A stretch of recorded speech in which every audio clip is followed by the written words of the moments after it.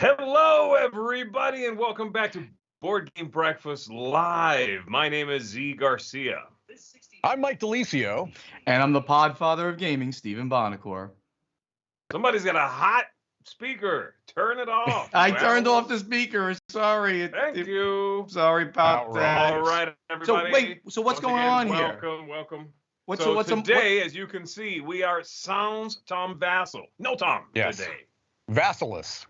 It's the most wonderful time of my day. I just got Tom over Christmas Vassal's music. away, and we're going to play.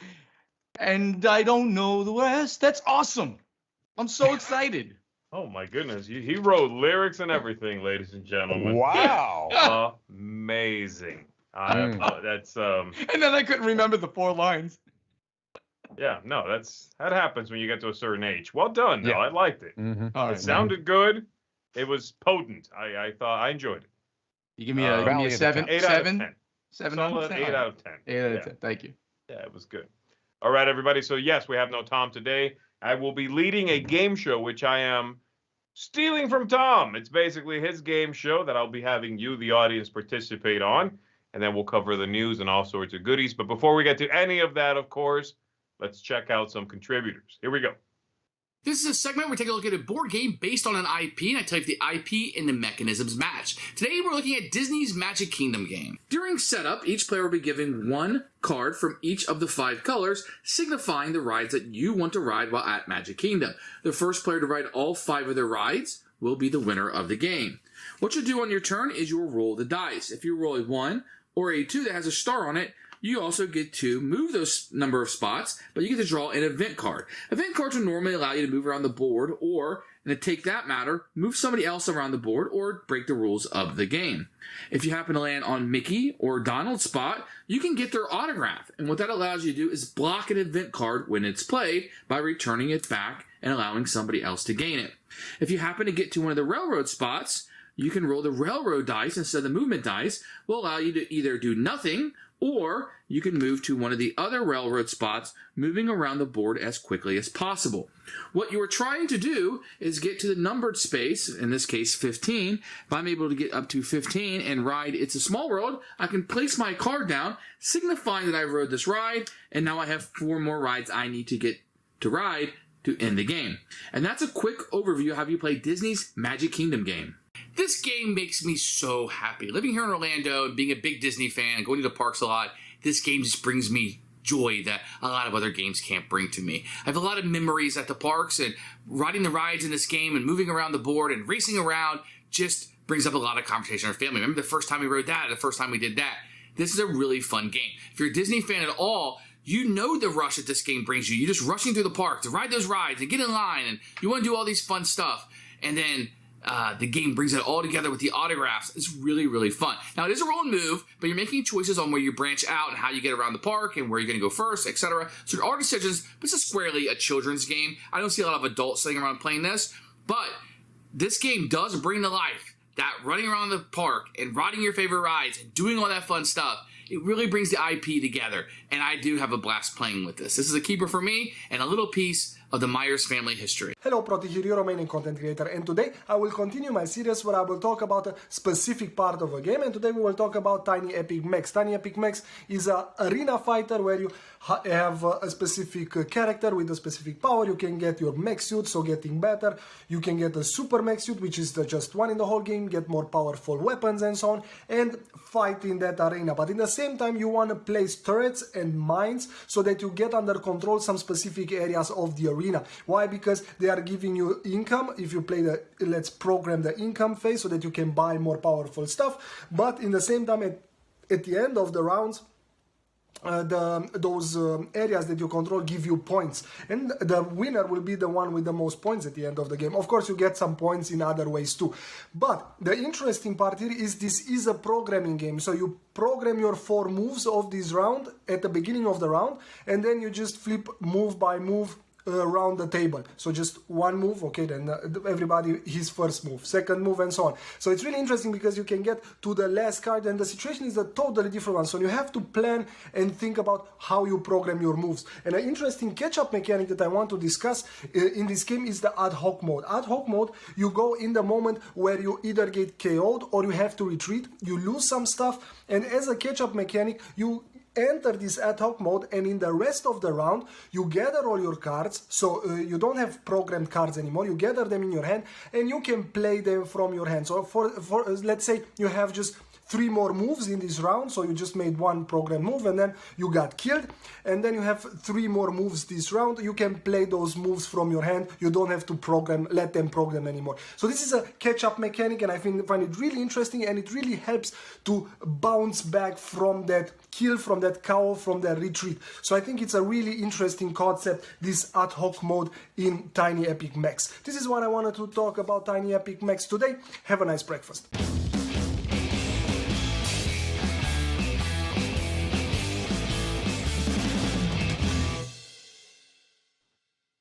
All right, everybody, here we go. It's going to be Mike Delisio versus Stephen Bonacore versus you, the people. I will pick 2 of you from the comments when you give me your entries, and I will combine your scores. I mean, your scoring. I'm picking your answers individually, but your scores will be combined. So 4 entries. Whoever gets the closest to the answer gets 3 points, then 2 after that, then 1 point after that. Farthest away, of course, gets nothing. But because I am combining the scores of the audience, you guys are going to have a chance to maybe pick up a bonus point here and there in between all these answers, all right? So a little twist on the Tom Vassal game we normally play. I love everything about it. I'm concerned about this portion because I've never heard the scoring. I want all the bonus points. Don't you worry about the bonus points, Bonacore. I'll take care of all the bonus points. You got them, okay. Yeah, he's got it. Don't worry. All right, now, as everyone knows, both of these gentlemen are literary masters and cinephiles, so that's largely what we'll be dealing with here. All right. So let's start right from the top, everybody. Right from the top, ladies and gentlemen, how much did Jurassic World make at the box office? How much did Jurassic World make at the box office? You 2 gentlemen are going to go ahead and write down your answers. Is this U.S. box office? This is worldwide. Worldwide? Really? What's the source? Is it Box Office Mojo? Never mind. That's. Are you kidding me with this? Yeah, I got this. Mojo. I got this from Wikipedia.net. Oh, okay. Let me go check. And I will be taking a couple of the entries again from the audience. So, folks, go ahead and type in what you think. I'll pick a couple of winners here. And then I will ask these gentlemen for their own entries. International, yes. Oof. International, closest. It's not Price is Right? Closest. Don't care you if can you're go. You can go. Not, yeah. I can go. All right, I got a number. Here. All right. Let's see. People are asking me what's in my mug. Black coffee. That's early. All right, guys. All right. Mike, what do you got? What did you write down? Oh, you're starting with me, huh? So I can sound really foolish because I think Bonacore now can pivot once he hears my number. No, I'm gonna go. It's written down. Not allowed to do that. Right. Not allowed. I'm gonna go with 87 million. 87 million. 87 million. 87 million? $1 million. That's ridiculously. That's so low. No. This is a blockbuster. So low. Huge. Worldwide. Jurassic World? Jurassic World. Huge gross. $1.27 billion. Whoa. 1.27 billion. Very well. And the answers from the audience that I picked were 210 million and 850 million. So thank you for put that in there. The correct answer is I'm in trouble. 1.67 billion. Yes. So Mr. Stephen Bonacore is the closest, and he's still 500 million off, and he's the closest. So absolutely, this was a mega hit. So Mr. Bonacore, you are going to get 3 points. 1, 2, 3. Next up, would be the audience with 850. They get 2 points. And next up Terrible. after that is the audience again with 210 for another point. So right now we're looking at Bonacor with 3. The audience has 3, and Mike DeLisio, well, he'll catch up. I forgot that this was when people used to go to the movies. I think that's the issue. Is I forgot. That's the problem. It's a different world you live in now, right. Mike. Here's the thing, though. Here is the thing, Mike. You're going to get first crack at the bonus question, okay? Because you're losing right now. And I need a timer for this because you're going to get 10 seconds in which to answer. So give me 1 quick second here. Wow. Here we go. Okay. So the question, as soon as you answer, by the way, your 10 seconds start, Mr. Bonacor. Oh, we're starting off pretty easy. Yeah, he just removes some possibilities. You can't double up, okay? It's a very easy one. Very, very easy one. Name 2 other Jurassic franchise movies. Go. Jurassic Park, The Lost World. That one's technically called The Lost World, Jurassic Park, but yes. Okay. Bonacor, go. Jurassic Come From Away, Jurassic I Lost My Heart in San Francisco. Those are definitely wrong. The choices you had left were Jurassic Park 3 and The Lost World, Fallen Kingdom. Of course I should have known those. You get a bonus point, Mike. You're on the board with 1 point. That is how. Sweet justice. That was very good. Now, as you know, Jurassic World, of course, an evolution of Jurassic Park. Jurassic Park and the sequel, written by Michael Crichton. Yes. Wonderful novelist. Yes. So my next question is, how many novels did Michael Crichton write? He has passed away, but how many novels did Michael Crichton write? Go ahead and write that down. Ladies and gentlemen, let me know your entries. No cheating. Again, this is very easy to look up. Don't look this up. Let me know your own. I'm going to pick the 5th and the 7th. Yeah, let's do that. Okay, that's the first one. How many novels did Michael Crichton write? 1, 2, 3, 4, 5. That's a 6. Literary geniuses that we are, Mr. DeLisio and I. That is absolutely correct. Okay, there we go. Those are my 2 winners. Not all right, I've got it. Bragging or anything. No. Mr. Bonacor, what are you answering? Obviously, Mr. Crichton wrote 23 novels. 23. And Mike, what do you got? I went with 17. Ah, that was one. I was like in that high. And I'm like, let me go I with was thinking 20. Yeah, I was in the same range. All right, and the audience said 35 and 45. Wow. Whoa. That's a lot of novels. From the audience. So again, thank you, folks. The correct answer is 26 novels. 26. Mr. Bonacor, you are the closest again at 23. That gets you another 3 points. That brings you up to 6. Next up closest would be, let's see, this is 26. You're 9 away. This is also 9 away. I'm going to give it to you, Mike. So you get 2 points for that. The audience gets 1. We are right now sitting at Bonacor with 6. Mike has 3. The audience, 4 points. And, of course, we've got a bonus possible point for you fellas here. So we're going to start with Mike, who is still trailing. You have 10 seconds on the clock. Fair. And the question is, Mike, name 2 of Michael Crichton's novels unrelated to Jurassic Park. Go. Okay. Take your time. The Andromeda Strain and Sphere. Wow. Done. Correct. Bonacor, go. The Night Before Christmas and The Dice Tower, the musical. That is incorrect. That is terrible. That's a terrible showing. Mike, you have another point. Well done. You are now tied with the audience at 4 points. The Andromeda Strain, a great Andromeda story. Strain, Sphere, Congo. There's a lot of them. So a lot. Sphere there happens really, to be 26 of them. Yeah, well, you couldn't count a couple of them. So Sphere is an underrated novel. You should read that. It's good. Very good. Really? Well, let's talk about Sphere some more, shall we? Sphere, published right before Jurassic Park. Okay. Was also made into a movie. What is its current Rotten Tomatoes score? What is the score on Sphere. Rotten Tomatoes for Sphere? For And are Sphere, these- which is a Michael Crichton novel. Do not mention Right. who's in it, please. Because Okay. it's going to ruin upcoming things.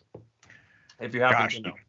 So these Rotten Tomato scores are on a 100-point scale, right? Yeah, They I are think a it's 100-point scale. 0 It's to an 100. aggregate. It's an aggregate of everybody's reviews. I'll even give you a hint. It wasn't well received. Yeah.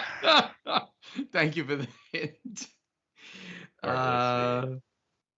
1, 2, 3, 4, 5. Okay. 5, 6, 7. Okay. All right, folks. Did you guys go ahead and write down yours? Yep. All right, Mike, what do you got? What is its current Rotten Tomatoes score? I'm probably way too high. I went 46. 46%. Well, he had 23 Steven. novels, as we've established. Well, I thought he had 23 novels. It was close. But who's counting? 20. I gave him a 23 for this movie on Rotten Tomatoes. 3%. Because it was a And then pretty the rotten audience, movie. the audience said 31.4%. I don't know if the decimal will matter or not, but okay. And then somebody said 6.5%. Oh my goodness. All right. Well, hopefully I'm not in last place then. The current Rotten Tomatoes score for Sphere is 11%. Oh my gosh, are you kidding me? It is 11%. Wow. That's a stinker. It is what some might call in the industry a stinker. All right, so It's the a closest technical person term. here, the audience takes it with the closest one being at 6.5. So audience, 3 points for you. Well done. Next gets closest is 23%, and that's you, Steven, with 2 points. Man. And then next closest after that is the audience again at 31%. So And another I'm in point last for place. You know who else The is a audience- stinker in this? It's Mike DeLisio. You're a stinker. That's right correct. them. I That's told what you we I'm call in the audience not trying very hard. All I'm right, just all about the Bonacor. bonus points. That's it. Bonacor and the audience are both at 8 points, so they tied you up, Steven. Oh, And then you might want to try for those bonus points now. Yeah. And then Mike is at 4 points right now, so half of the score. you're making it sound like I'm not trying. I don't know the answer at all. Well, then how so- are you doing so well? I- Put the web browser down, sir. Right. Come on now. This is clearly shenanigans going on here. He's using his Zune to look up the answers. All right, guys. So again, starting from you, Mike, Oof. for a bonus point, I would like you to name one of the leads, the actors in the movie, please. See it. Go. I never saw it. I'm going to go with Stephen Baldwin. All right. Bonacor, go. Angelina Jolie.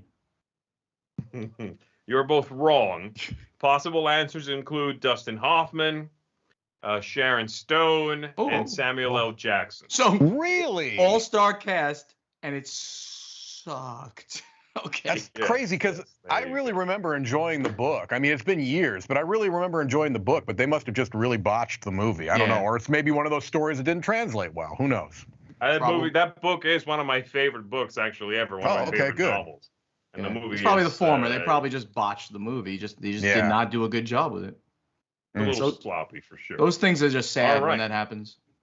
Yeah. So talking about Michael Crichton and his various novels, something else Michael Crichton did, besides being a doctor, I believe he was a doctor. Well, one of the things he did was he's the creator of ER, the TV show. That's so right. Michael Crichton did many things, and that was one of them. So my question to you is, ER has since been canceled, but my question is, how many episodes of ER were made? Are you kidding How many me? episodes of ER were made? Oh my gosh, I have no idea. Okay. And I'll even again give you a hint. Okay. It ran for many years. There are more than 10 seasons. Oh, okay. I was going to go with a few less than that, but okay. Thank you. All right. Wow. Okay.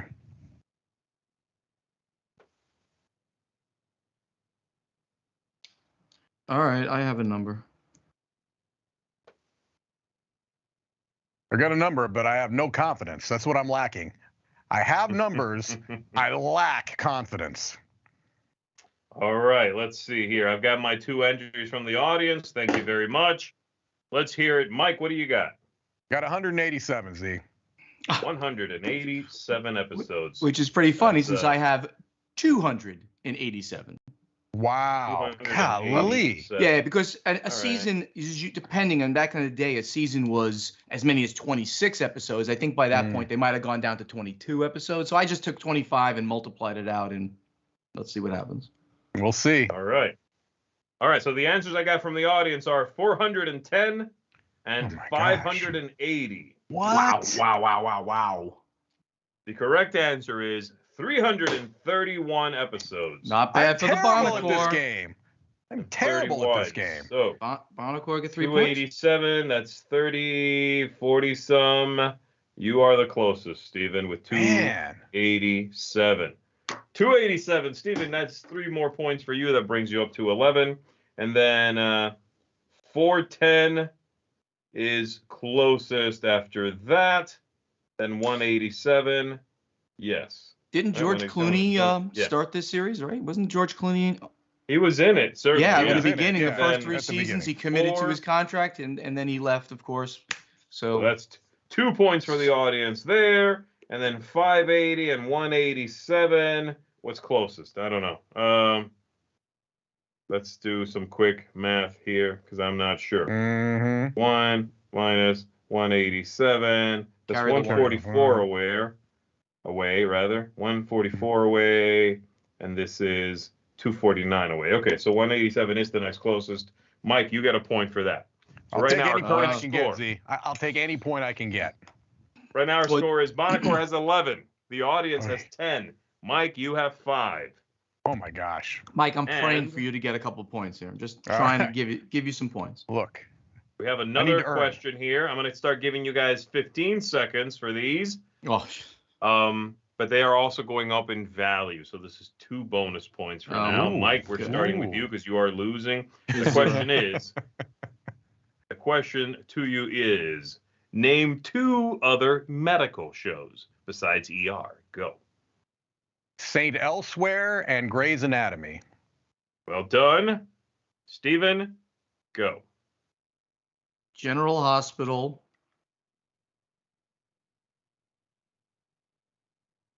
Oh. I had Grey's Anatomy in my head. Rescue 911. You got 1, which doesn't count. Mike, you have 2 bonus points. You are up to 7 points. Oh. Take everything. That would count. Rescue 911 probably doesn't count anymore. So you guys mentioned, what's his name who was in the show?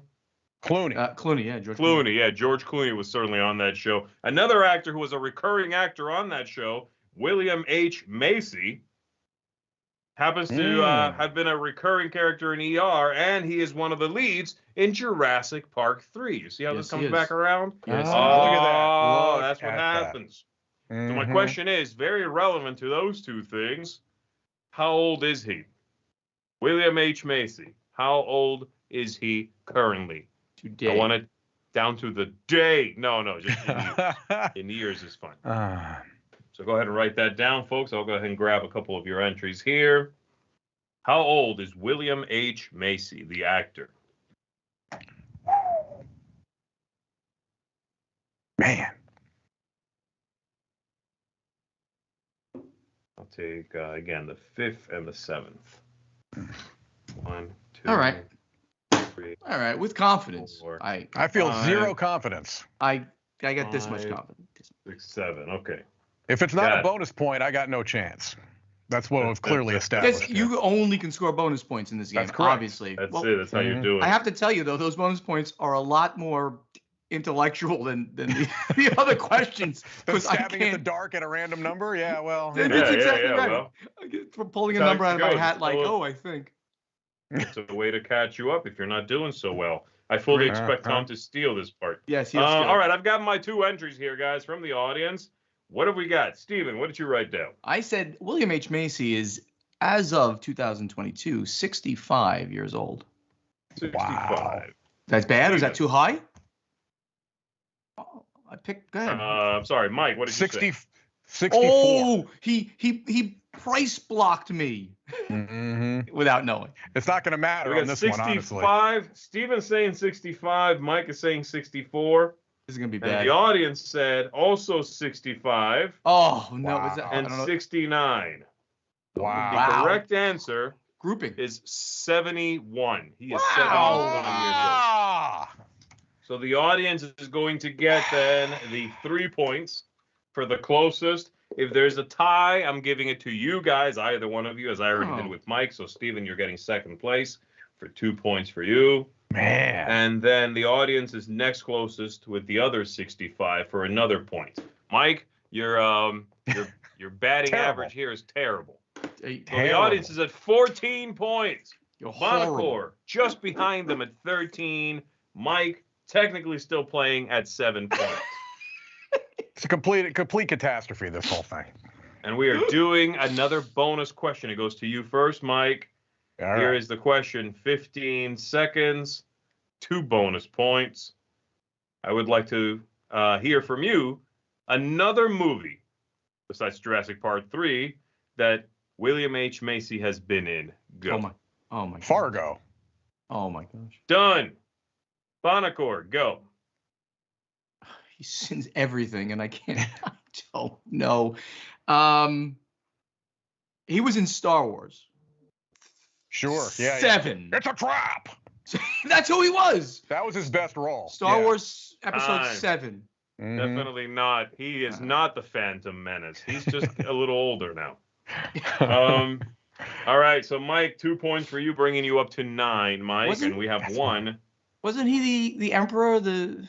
He wasn't the Schnook. Do you think he's Snuko? Palpatine? No, the other one. 7 had the No, other. that's Andy Serkis. Snape? No, Yeah, the other Snape. one. Yeah, the yeah. guy on the The throne. Death Eater guy from Star Wars, yeah. It was him. It was Macy. He's an amazing actor. Oh, he's an Unbelievable. amazing actor. He Yeah. really, yeah. actually, I love Macy. All right. Well, everybody knows that, the popular answer would be Fargo, but everybody should know that his best film is, of course, the sadly underrated Mystery Men.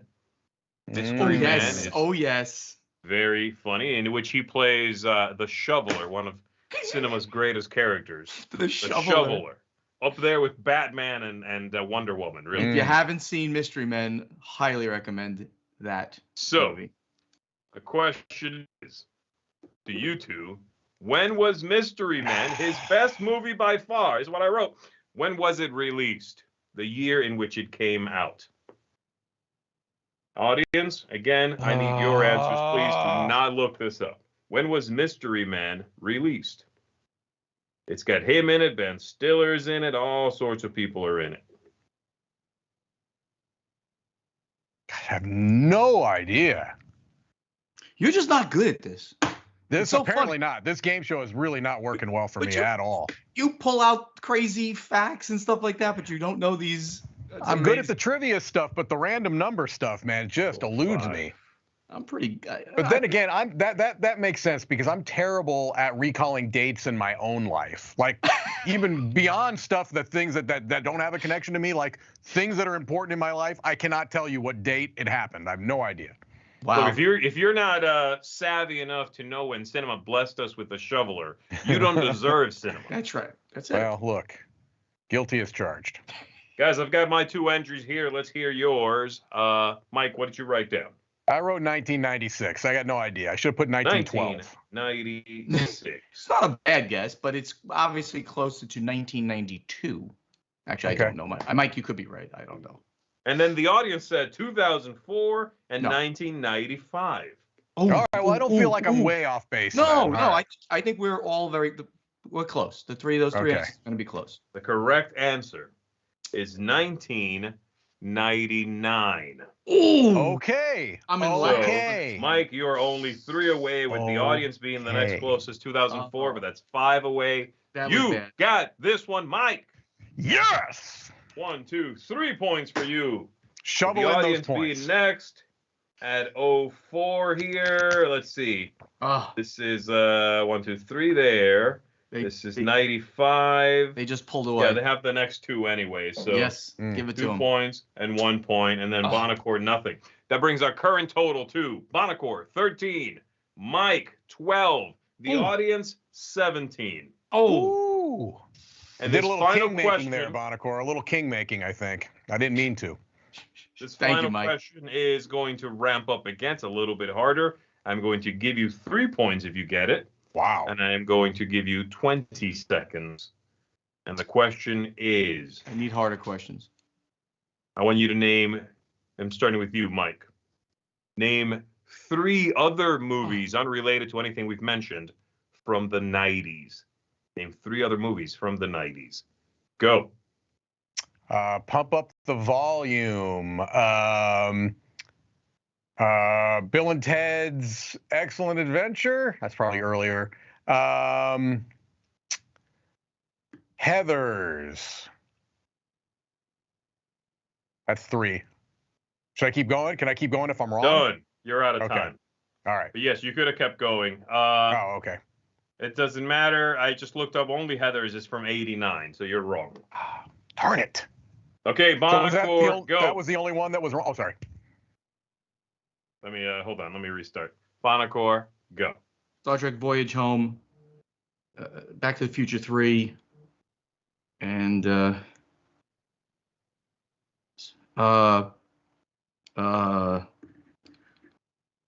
Jaws 2. I don't know. That's from the 80s. Okay. Jaws 2 even Jaws from the 80s? 2. I got to think so. Ooh, Yeah. Jaws 2 is from the 70s, okay? There you go. There you go. There you go.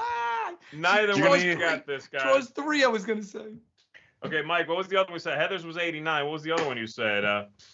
You said Pump Up. I said Pump Up the Volume. I said, for some reason, I was stuck on Christian Slater, apparently. And then I said really were. Bill and Broken Ted's Arrow Excellent would've Adventure. Yeah. Pump Up the Volume is from 90, exactly, so that's fine. And what was the other So one you said? 89 and 90, and then I said Bill and Ted. Bill and That's Ted's. 80s. That might be the 80s. Bill and Ted's Excellent Adventure? Yeah. That's 89. Wow. Look at that. 89, Wow. 89, and 90 I picked. I'd give Yeah. you the points. That's but your I'm spot right there, Mike.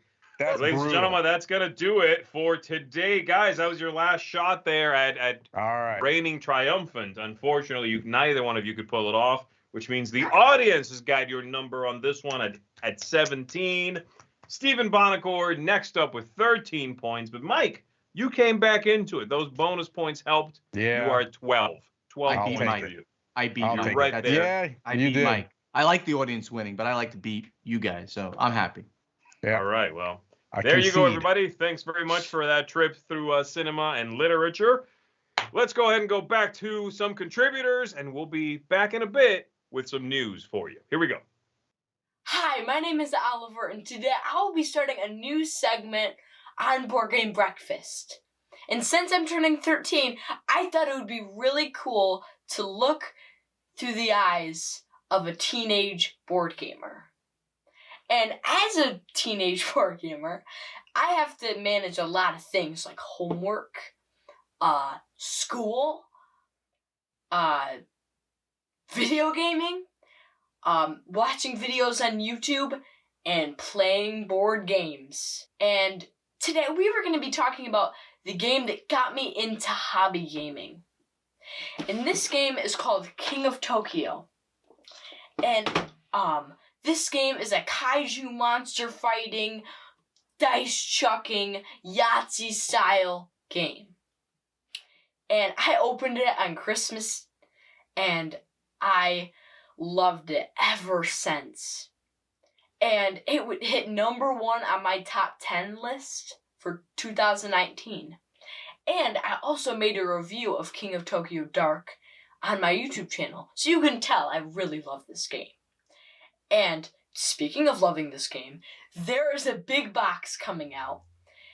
And it has the Halloween expansion, the power-up expansion, and the promo pack. I just love this game. It's always been a nostalgic hit for me. And I've gotten a bunch of games since I got this game. And I will love this game forever. Wait. Sorry, guys. I gotta get to school.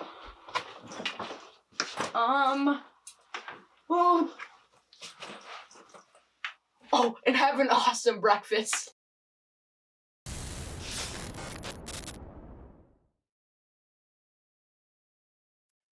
Hey everyone, I am Clara Barker and I'm back talking about this time a digital board game.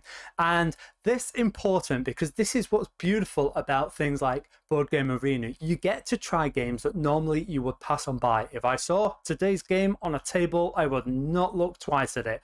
And I actually did the same online, but because it's part of a competition, I thought, well, let's give it a go. And it turns out I really enjoy it. Now, the game itself is called Blue Skies, and it's from Rio Grande Games. And honestly, it really looks dull. It looks like a big old spreadsheet, and I wish that it looked different because I think the gameplay is interesting. It's got a whole bunch of airports from the USA, and you're buying gates. So every so often you'll buy gates at those different airports. The bigger airports, they have more passengers going through, so they have more income. If there's passengers and you own a gate, you get income. And so the more gates you have and the more passengers that go to them, the better. But sometimes it might be that you know that there's going to be passengers going to a small airport because you have a card that says so. And so you might buy one of the smaller airports, or otherwise you might not have a card for one of the bigger airports, but you just know that there's going to be more people going to them, but they're more expensive. So what do you do? It's a really interesting economic game, and I can't stress how much I'm enjoying this game. I don't know it very well, but I think it's probably getting overlooked. I wish that there was a nicer looking version. And I'm enjoying this game so much that I actually looked to see if it was available at my local game store, but it's not, at the moment at least. But I would pick it up. But yeah, it would be lovely if there was a nicer looking game. But again, this is what's wonderful about things like Board Game Arena. You can go on and try games that normally you just pass on by. And this is one that is well worth a try. Blue Skies. And until next time, I'm Clara Barker. Take care and bye-bye.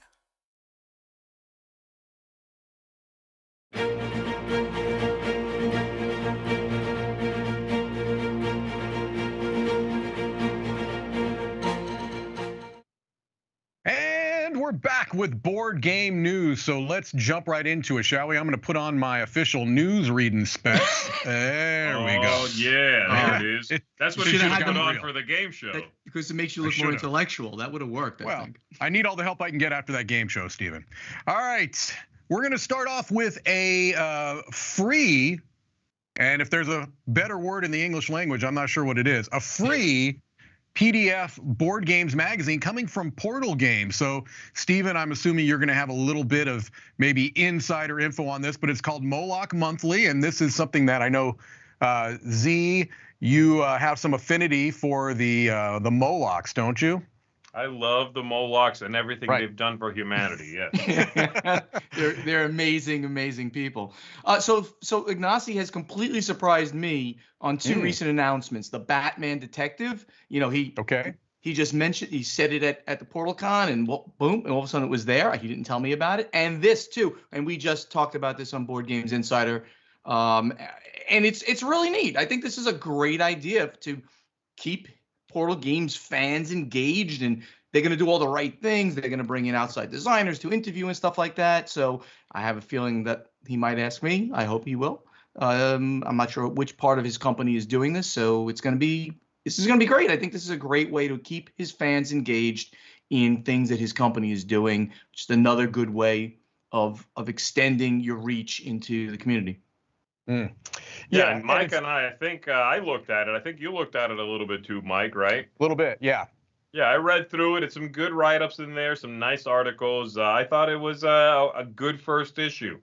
I assume they'll have enough things to write about as it continues, because obviously this is going to be coming out faster than their own games come out, right? Absolutely. Every month. But if they can stay on top of it and keep the quality up, and this is again good quality, I recommend everybody check it out if you like their games. Then I'm looking forward to more of these issues. Yeah. And we had a little discussion. You might think, well, how are you gonna, since you don't have 12 game releases, it's not gonna.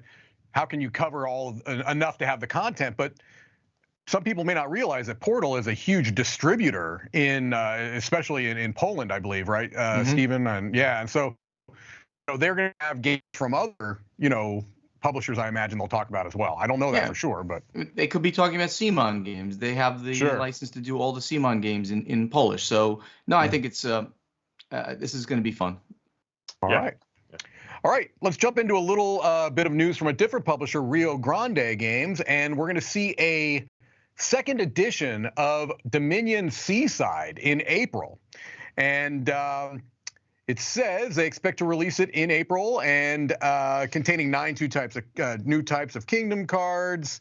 And it's I don't know reworked, much. Right? Yeah, a little reworking, right? So have any of you guys played the second edition of Dominion?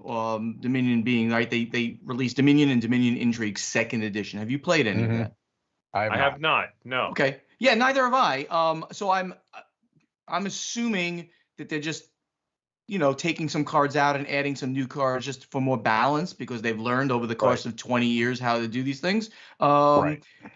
This is one of the true long-term evergreen, set a standard in the industry, the deck building mechanic. So I think it's great to kind of revitalize it so that newer people who might not have picked it up because it was one of those old games, now they're going to see it in a new release.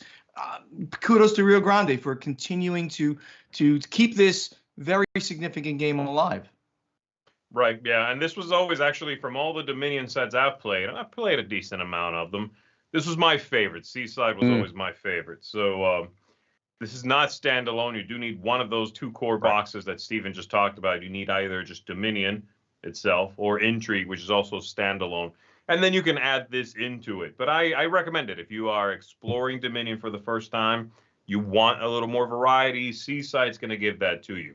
And yes, they've had all those years to reiterate, tighten up, remove a couple of cards they found maybe didn't get played enough or felt a little problematic, and make the package overall stronger and a better product in the end. So absolutely, yeah, like you said, Stephen, a new jumping on point, because there's a lot of people in this hobby now who weren't hobbyists when this came out originally. So absolutely, welcome and dive right in. Yeah, it's actually kind of surprising and impressive to me that a game that has been out as long as Dominion has, that has the amount of sheer cards that Dominion has, with the number of plays, has actually quite a few cards that seem to get removed or complained about for unbalance. So that's pretty impressive, just as a design achievement.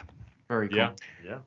All right, so another Rio Grande game that's coming out in March is a space-themed game. Now, Rio Grande had a very, very popular space-themed game called Beyond the Sun come out recently, and here's another one that has a similar theme, although it has a pretty different look, called Space Station Phoenix. From a designer that I'm not necessarily familiar with, Gabriel Cohn. I don't know. I'd have to look on BGG to see if I've played any other games or if he has any other games that have been released. But I don't know. It looks maybe a little, just from the components that I can see, and I don't have a whole lot more other than some basic information. It looks maybe like a smaller scale game than Beyond the Sun, perhaps. Yeah, because it doesn't look like a big board game, right? It looks like there's these cards, these square cards in a grid.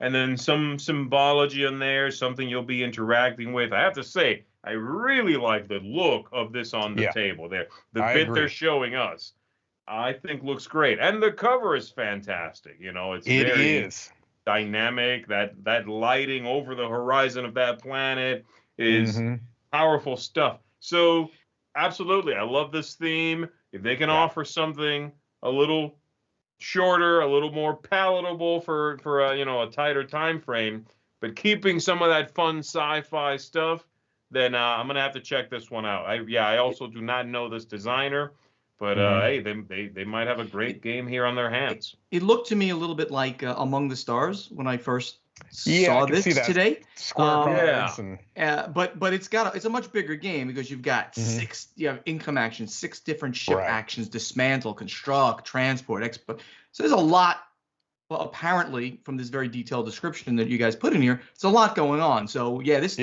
is hitting on all of my like, oh, I like this, and I love space. So I would definitely try this game. Yeah, and I hate to compare two games that likely have nothing to do with each other, but the Beyond the Sun also was a game by either, I believe, a first-time designer. I'm not sure if Gabriel Cohn is a first-time designer, but not a very well-known designer, certainly. And good-looking, again, a good-looking project. And I know sometimes Rio Grande has gotten a little bit of grief for the look. This looks really nice to me. It looks very good. Mm-hmm. All right, jumping from space to robots. I guess they're close enough. We've got Quirky Circuits, Penny and Gizmo's Snow Day. It's a standalone game, but with new scenario. It's similar to Quirky Circuits, but with new scenarios in a smaller box and a lower price. $20.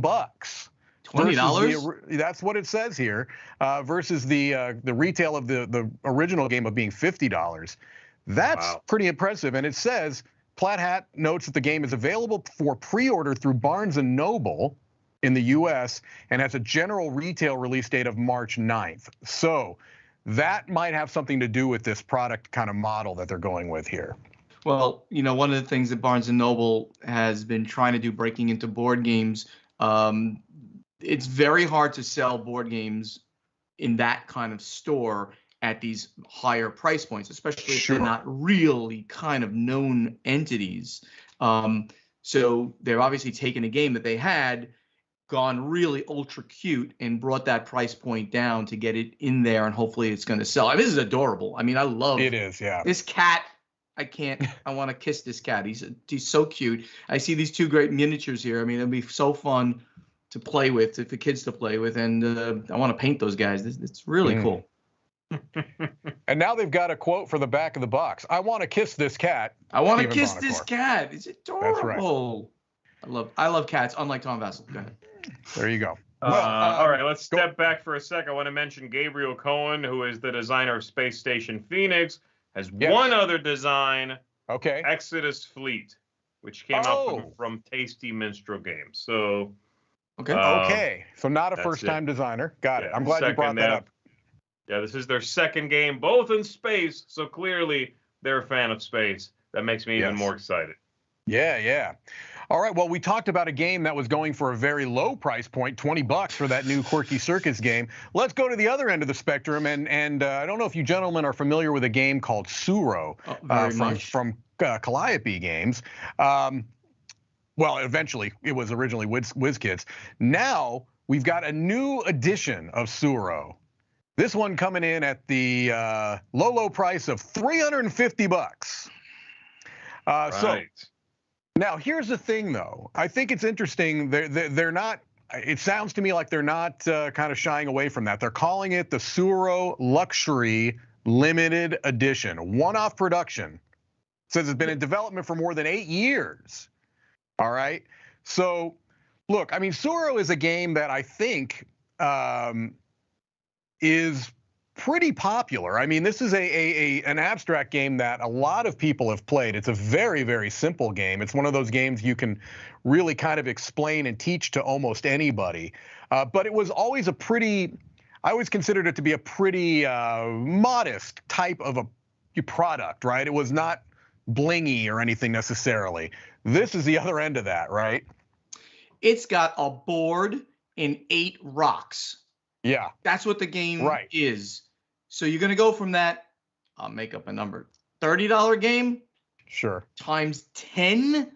I was pretty, I want to use my terms very carefully.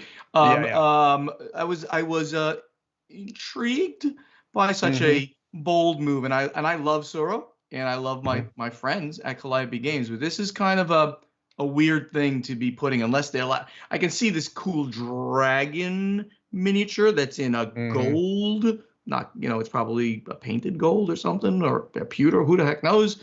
Yeah. I don't get this, and I apologize to. It does seem like an odd choice for a game to go super luxury, but I guess, you see some very fancy, chess sets and even backgammon sets. I mean, I guess maybe they're trying to present this as like a, reinforcing, hey, this is a classic abstract game. You know, maybe they're trying to kind of push into that a little bit. I don't know. Yeah. I haven't seen, obviously, we haven't really seen this, and I certainly not in person, for one thing. I'd have to see it before I go, that's enough, that's too much, that's too cheap, whatever it is, right? Yeah. I'd have to see what this is. I will say, I think this is better for you to make a, let's call it an heirloom edition, okay? There for you to make an heirloom edition of a game that has existed for a solid decade now, I think. Sure. More. And has sold well. I know it sold quite well. Yep. Yeah. Versus a game on Kickstarter that no one's heard of, and you want to sell us your game that is unproven in the market for $200, right? What if it has zombies? What if they're then I'll superhero play it every zombies? time. I mean, my money is there. Here's my credit card, and here's the security code. Yes, Mike. What about superhero zombies? I'm just saying. That's the thing. I think that this is fine. They are not doing this with something that is brand new. Right. You know what I mean? At that point, I agree.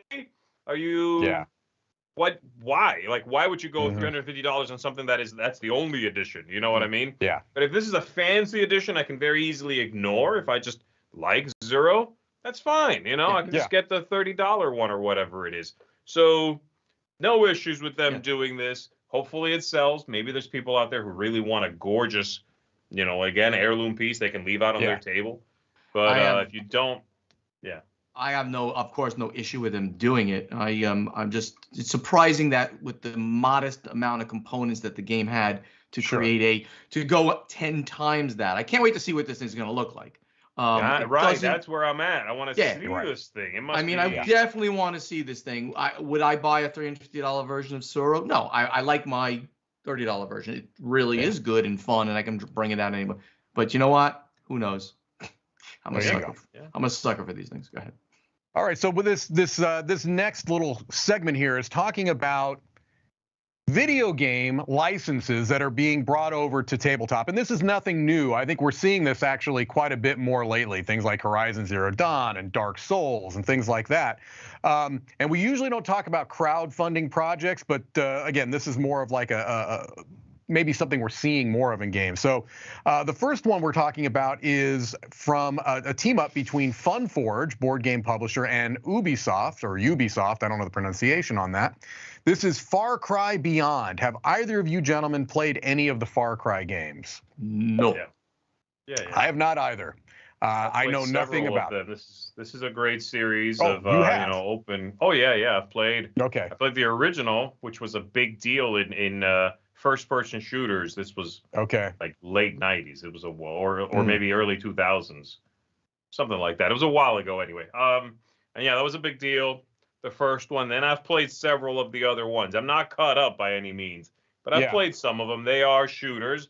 They are open world, usually set on some sort of tropical setting in which you are fighting someone moving in and taking over the island or something along those lines. And you're free in encampment. You are taking back territory, that sort of thing. And so this is interesting. I mean, it looks, from what the picture they show here, it looks like it would be the micro part of the game, not the macro part of the game. Right. Like we're not looking at the island and you are taking over things. We are looking at a firefight, I assume, like one firefight. Sure. So, but I like the license, and I like the look here of this cover. I think what they're doing sounds interesting. I'm not always the best with a translation of a video game to a board game. Right. I think I miss the video game stuff that they have to remove, but I like this license, so I might check this one out. All right, and all we really know at this point, March 7th this year for a launch date, and it's co-op. All right, next up is another one that I actually don't know anything about. Deep Rock Galactic. I had at least heard of Far Cry, of course, but this is one I've never even heard of before. And it says it's it's being based off of a first-person shooter from a Danish studio, Ghost Ship Games. And this is interesting, though. It's being produced in saying in the country, in their country from Ole Steinus. 1 to 4 player game. Yep. You take on the roles of dwarf miners in space. So hey, I like the way that sounds. Dice throwing. I like the tagline: danger, darkness, dwarves. That's right. It's like That's dwarves, right. dwarves in space, right? That's what we got here. It's very interesting. That's what we got. Mm-hmm. It's a great cover. I love it. It's a fantastic cover. Yeah. I love that if you look a little closely, there's like, of course, creatures and guns going off and all that, and then above one of these guys' heads in the back over there, there's a beer stein flying off in the. Yeah, there's a beer stein. Look at it. Love it. That's all great. Yeah, it looks great. Stephen Bonacore, all in pledge. All in pledge on this one. No. Actually, I don't know if this is going to Kickstarter or not. This might just be going right to retail. I don't know. It's interesting. This is a mashup, right, of two completely separate thematic things. Dwarves go down into mines and dig things, and they're out in space like mechs, shooting stuff. So why not? I mean, let's see how this plays out. Hopefully, so I guess they're going to use the tropes is not the right word. The things that dwarves do normally with the things that space marines do. So yeah, why not? This sounds cool. Yeah. Let's hope the game is as good as the cover looks. All right. Yes. The next one is coming from Level 99, and this is a tie-in with their Exceed system, this fighting game system, for something called Under Night in Birth. Under Night in Birth, all right, which is apparently a series of fighting games that I am not familiar with. Okay, so you're not familiar with this one either, okay? I was playing Far Cry at the time. That's correct. That's correct. So, look, to me, I think this is going to be, if you like the Exceed system, maybe you'll be interested just because of that. If you like this video game, perhaps you'll come into it that way. I don't know what the Venn diagram is between fans of both. I just have no idea. Well, I suspect a lot of the people who like Exceed fighting system from Level 99 know what Under Night in Birth means. Correct. I suspect those people know, that what that thing is. Even if maybe they haven't played it, they've heard of it. They're interested in that aesthetic, that type of entertainment. So I just don't really, I don't really know it. But hopefully it's exciting for this to come to that system. I have no idea. Is Under Night in Birth like a kind of an anime translation, like a Japanese? It's a weird name. Yeah, I don't know. Idea. I would be speaking out of complete ignorance, so I'm going to try not to. What I can't tell is it says, the publisher was saying, as fans of Under Night ourselves, who we've paid great attention to detail. So I don't know, is like Under Night the actual game and In Birth is one aspect? I don't know. I know nothing about this. There's no colon there, right? Under Night. Well, Under Night colon In Birth. Maybe it's really weird. It might be an implied colon. We know that's a pre-order on February 1st. So actually the pre-order is already apparently live. Release scheduled for early Q4 of this year. So apparently if you are interested, you can pre-order it right now. All right. And in by far, and I think I can say this unequivocally, the biggest news in video game to board game, Chip Theory Games, who was most well known for their Too Many Bones line, I would imagine, although they have a number of big games, have partnered up with Bethesda for the Elder Scrolls Betrayal of the Second Era. This is, I think, massive news. I think because Chip Theory already has a huge fan base that are going to be interested in anything they produce, and you can count me amongst those. And then fans of the Elder Scrolls, who are many in numbers. I think this is potentially going to be a huge project. It's coming, and again, this is in the future. This is not even coming to GameFound until October of this year. But from what little I can tell, is that this is going to be at least tangential to the Too Many Bones system. Now, that it's very early, but it looks like it at least has some common DNA with that system.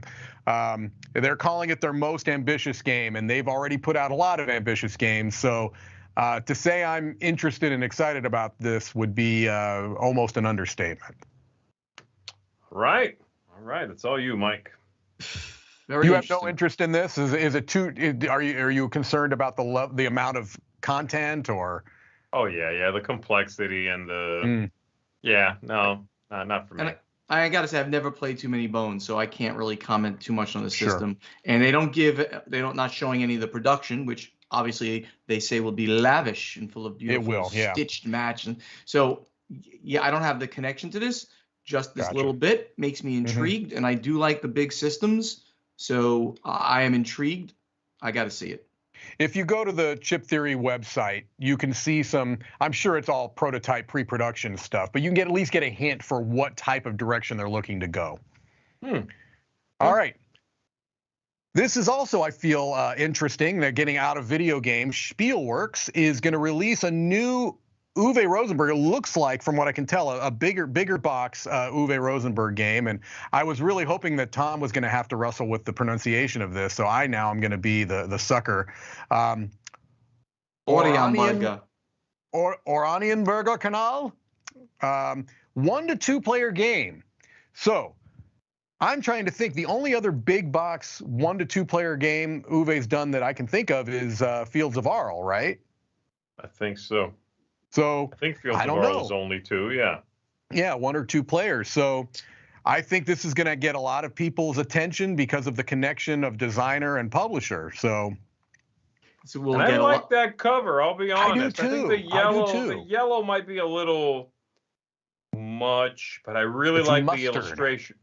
Yeah, that mustard is a little mustardy for me.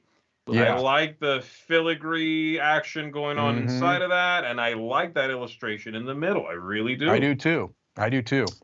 It looks like stained leather or something. Is it Corinthian leather? Rich Corinthian leather? Fine Corinthian. Maybe. Fine. It's from the Oranienburger Canal. The intersection is big on a Spielworks Rosenberg game.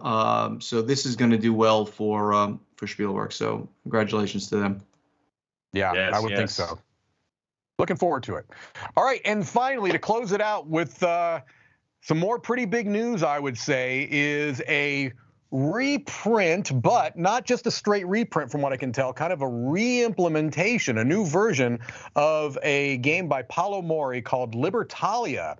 And this is getting a little bit of a subtitle added, Libertalia Winds of Galecrest. So looks like all new art, some reworking. It says it's an expanded edition with all new art, 40 characters per player now, a reputation system to resolve tiebreakers, deluxe loot tokens, a robust solo mode, which it did not have before, and much more. So, yeah, go ahead, Steven. You got your hand up. Wasn't this a pirate game? I have this game.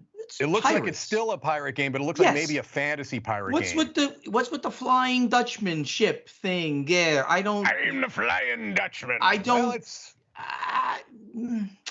I don't like the look of this. You, huh? I don't like the look of it as much as I like the true piratey kind of dark thing. I mean, I'm not saying it's great to see the game coming back in a new edition. It was a pretty good game. I have it. Yeah. Would never leave my collection. It's kind of that kind of cool game. I'm not. Doesn't look. I mean, the artwork alone is just not doing it for me the way that the original piratey artwork did. That's all.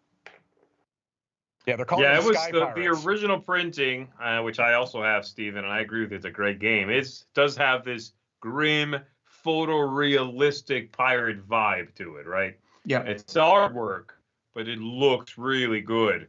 This one, I had a similar reaction to it at first blush, seeing it.